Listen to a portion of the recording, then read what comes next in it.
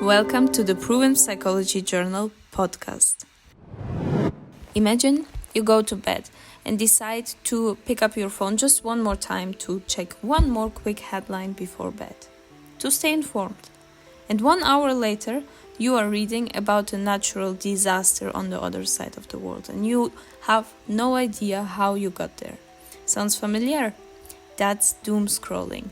And it's not just a bad habit, it's our brain working exactly as evolution designed it to. I'm Svetlana Bondarev and today's episode is about doomscrolling.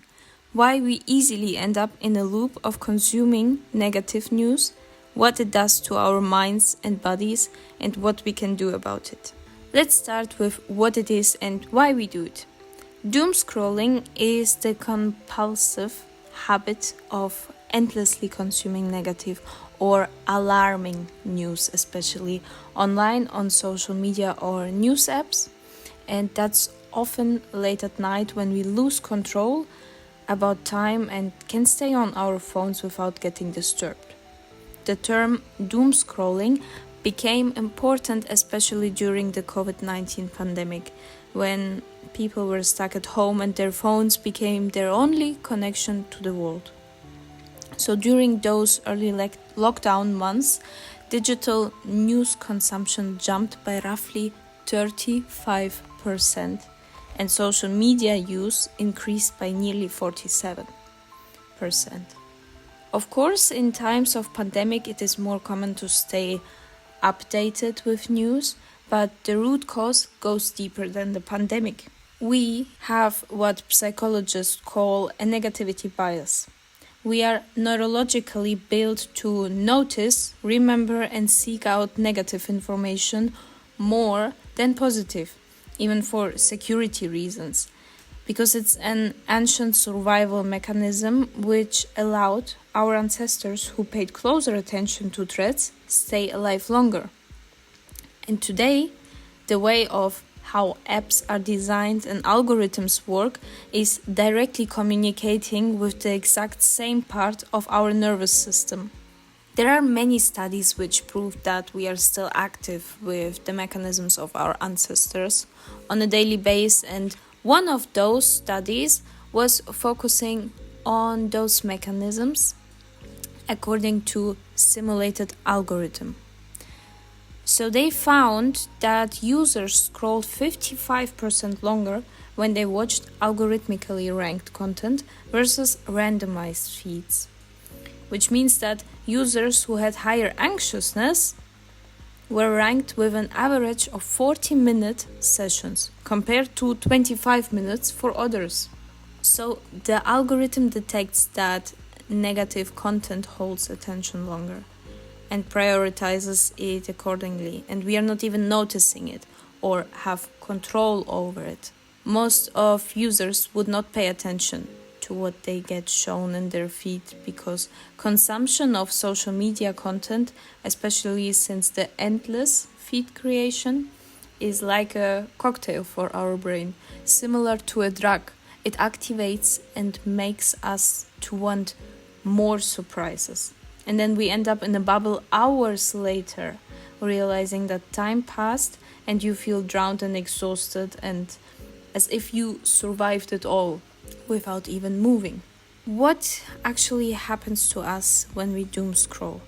A research published in 2025 with 14 different neurological studies on young adults between 18 and 30 years old found that doom scrolling was associated with depression in 11 out of 14 studies, anxiety in 12 out of 14, sleep disturbance in 8 out of 14, and reduced well-being in 10 out of 14.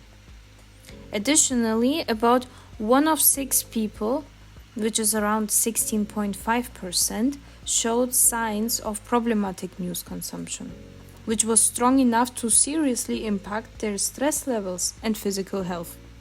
Another study from a year before announced that doom scrolling is linked to existential anxiety, which means that after consumption, there are more intense feelings of emptiness, meaninglessness, and hopelessness about the future.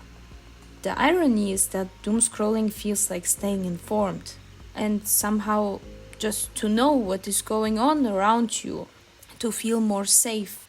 And maybe you heard of another term similar to the overstimulation of emotional chaos we experience while scrolling too long for negative news content and doomscroll: brain rot. And even Oxford announced it as the word of the year in 2024.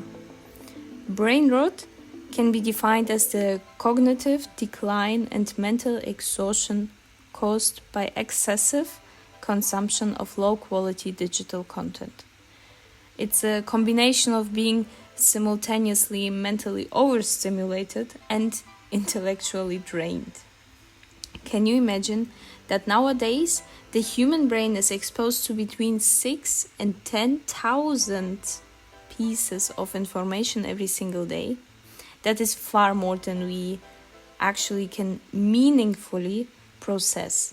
On top of the fast-paced world and social media usage, and being connected all the time with no free minute of just quietness for our brain to process, being catched by an algorithm trap for doomscrolling or brain rot results in decision fatigue, burnout, and a distorted view of reality, where the world feels more dangerous than it actually is. And you might lose the sense for enjoyment and entertainment of daily life. Normal conversations seem too slow, or maybe that's why to read a book or wait for a couple of minutes without scrolling is so boring for you.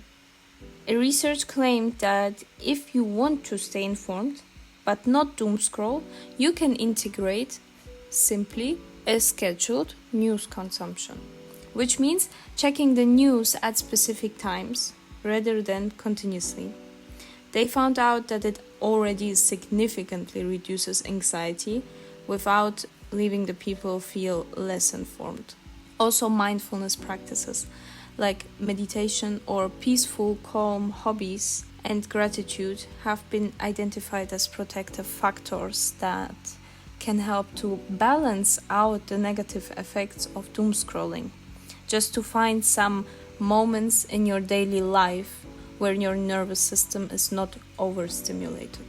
The key insight from the research is that the advice isn't to stop consuming news at all, it's to become intentional about how and when you do it and how you feel, to be the one in control of the scroll and not the algorithm. Even setting up time limits with automatically notification when you overcome the set time for an app might be a useful tool as well. So, doom scrolling isn't an unbeatable disease or a sign of weakness.